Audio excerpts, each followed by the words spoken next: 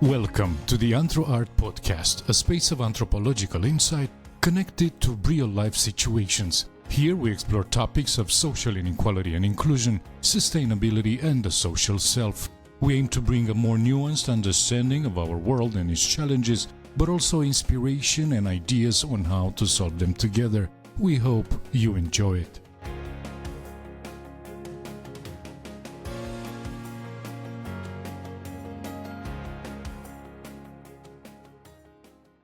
What if anthropology plus speculative design equals social innovation? Speculative design is a methodological approach that can be interesting for anthropologists. It allows the imagination of alternative futures. Designers use it as a creative device for generating questions about futures, technological or otherwise. It is meant as an opening up device rather than a problem-solving one.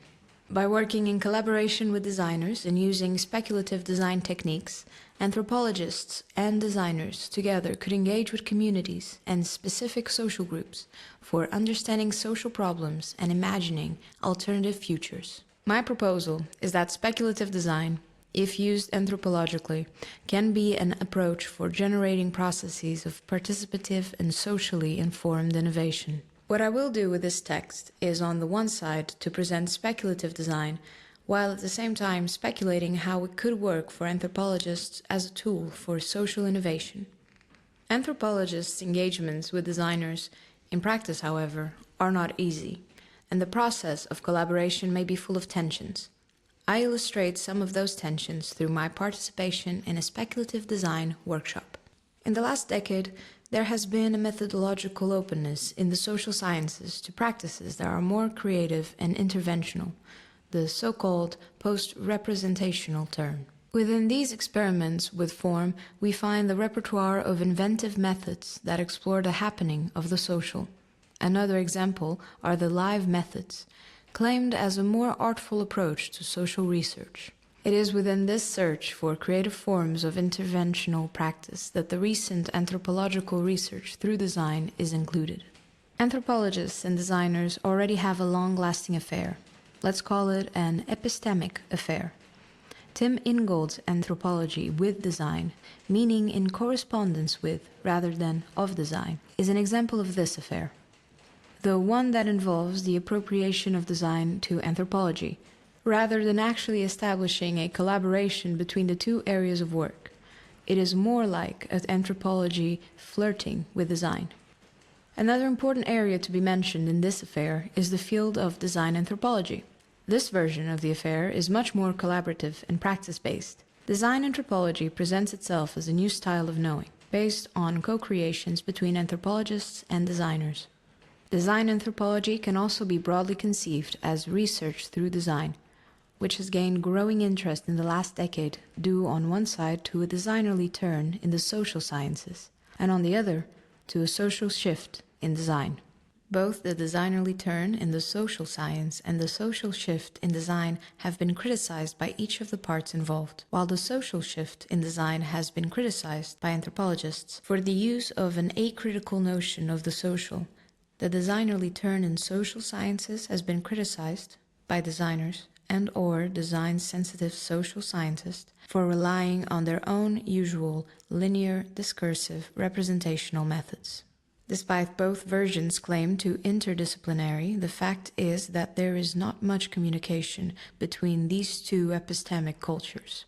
Either we end up with a designerly form of anthropology, which at the end is still anthropology, or a social science-inspired version of design, which at the end of the day is still design. Speculative critical design. Speculative design, in turn, is a critical, experimental, and reflexive turn that emerged in design by the end of the 1990s, as a critique to the market orientation of mainstream design and its focus on products. Also known as critical design, speculative design does not aim to generate new products through the design process, but rather new questions. Speculative design, thus, stands for design as much as the writing culture stands for anthropology. It emerged as a reflexive mode of critique among designers to the narratives of progress, questioning the idea that technological innovation is an endless and linear process.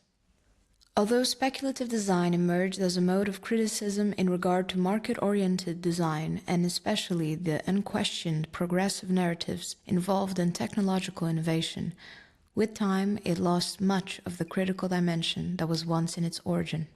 Soon it became absorbed and appropriated by design companies as an instrument to better communicate new products, or as a method to generate ideas for new products. This critical dimension of speculative design is what fascinates me as an anthropologist, and it is something that I believe the collaborations with anthropologists could restore if engaging with speculative design processes. Speculative design, in theory, may have a lot of potential for anthropology because of its methodologies, which rely on creative techniques. Those techniques are characterized by the use of fiction and material practices, such as the construction of critical prototypes and probes for the construction of possible or alternative technological futures.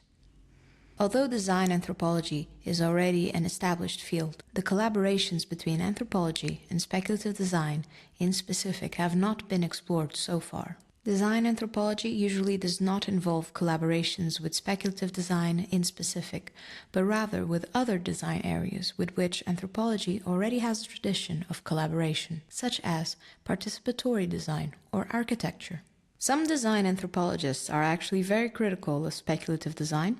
For example, Kiersgaard and Bauer in 2016 point out speculative designers' closed use of objects. Design objects, they argue, should be introduced for producing a critical process where critique is not encapsulated in the speculative objects themselves. Speculative design, in turn, has been seen from a distance by anthropologists who criticize it for being authorial and for producing objects stemming from engagements with controversies that are usually prepared for display at conventional design venues.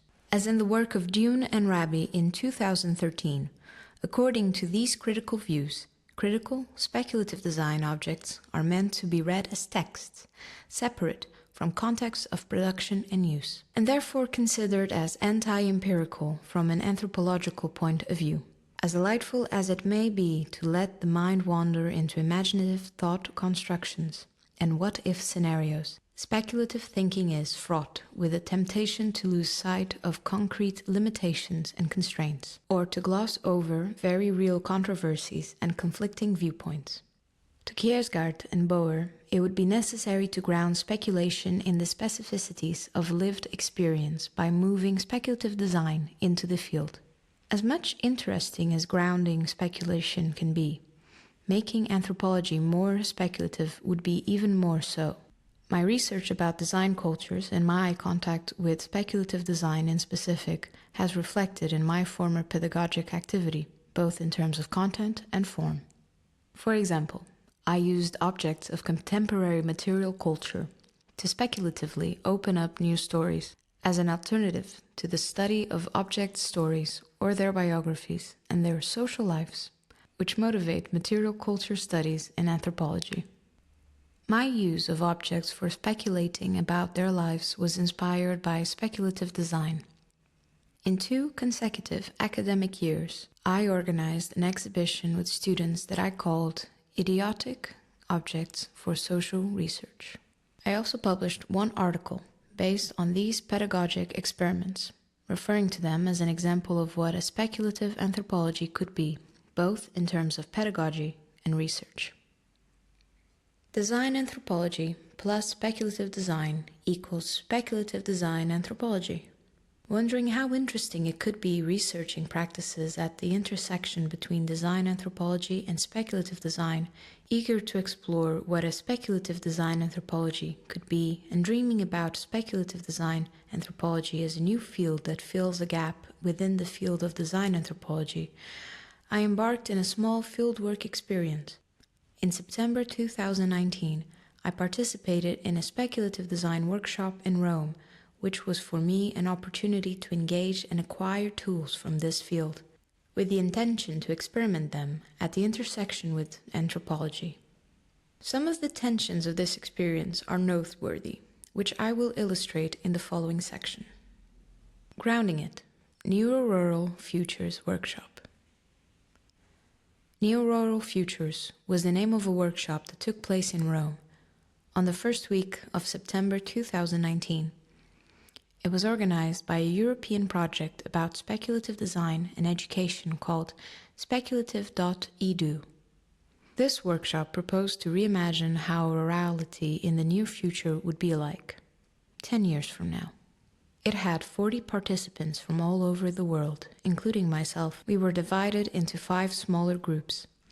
Each group was given a predefined context to work with, a geographic place. In my group, the context was Castel in Petari, a town in the south of Italy, while others had Lushoto in Tanzania, Chernobyl, the moon, and a place in Sweden. In my group, I was the only anthropologist among designers and an architect. The aim was to construct a scenario about how our place, in our case Castel in Petari, was going to be like 10 years from now. We started the process of speculative design by following the usual design method, a linear step-by-step process. The conceptual phase always precedes the materialization phase. This means we started from the analysis, which includes the research, brainstorming, mapping, and other visualization techniques before materializing it. There would be an exhibition with our scenarios at the end, to be commented by the senior speculative designers of the project. We were all working for that exhibition. In my group, we started studying the context that had been given to us. We were instructed to research daily life and immerse ourselves in the scenario for understanding how things are changing related to global issues, food, migration, climate change, poverty, etc.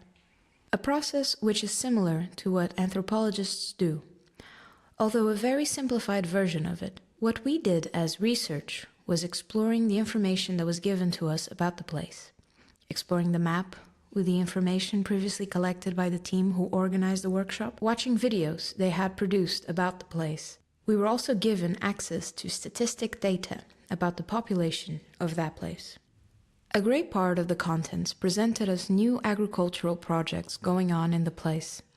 One of these projects was Rural Hack, a group of people who moved to Castel in Petari to go back to the roots, as they said, and who developed open-source approaches to agriculture, approaching the territory as their lab, in their words, and promoting more sustainable agriculture practices and ways of life.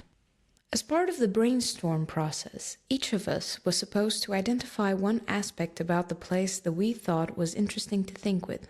In one of the videos, the rural hackers referred to a recently created ritual, the Palio del Grano, a sort of festival they created for celebrating crops. Every year, there is a celebration where different groups enter a competition with their crops. As one of the speakers from this project told us, the quantity of grain produced in this town is not that much, but they created Palio del Grano as a means to generate new relationships among people, strengthening community bonds, and recreating identities. Inspired by this narrative, I suggested to the group, what if, in 10 years from now, our time frame, there was in Castel in Petari a sort of a lab for inventing traditions that would design custom-made traditions and would export traditions for other places in the world. For example, places which are boring and need new traditions. Or if, instead of selling traditions, this lab could rather open-source traditions, and thus one of the objects we could produce for the exhibition would be a sort of open-source document with instructions on how to create a new tradition. My colleagues commented that this idea as too extreme, because in their mind, traditions are supposed to be ancient, to have some substance. I assumed speculative design was about irony and provocation, I told them. The Rural Hack project was presented to us as something progressive, the good, sustainable practices, etc. So there was a sort of pre-packed narrative about rural hacking, which I was trying to be ironic about. But it did not work as such because our tutors, and also one of the members of our team, were involved in these neo-rural agricultural projects. So they were, in fact, the producers of those versions of alternative neo-rurality, which makes it hard to be ironic about. They were insiders. Thus, no one was available to question that narrative, and there was no possibility to imagine anything outside this sort of belief. There was no outside perspective, and no predisposal to that, and therefore no anthropological distance could be introduced in the process. Any critical perspective about the scenario presented to us was thus foreclosed. At a certain point, one of the rural hackers in the group picked up the topic of traditions that I raised and suggested tradition is innovation, writing in the whiteboard we were using for brainstorming, which according to her translates very well what they are doing in Caselimpitari as rural hackers.